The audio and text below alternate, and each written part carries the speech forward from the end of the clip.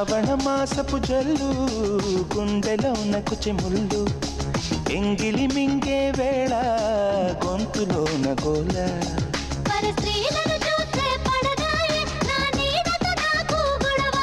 మగవారిని చూస్తే విసుగాయే నారేకి వెలుతురు బరువాయే బాపు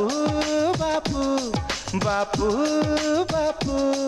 పిడుగే పడినా వినబడలేదు మదిలో అలజడి నిద్రపోలేదు ఇది నీకు తప్పదు ఒప్పుకో మామా ఆయరు ఆయరు ఆయరు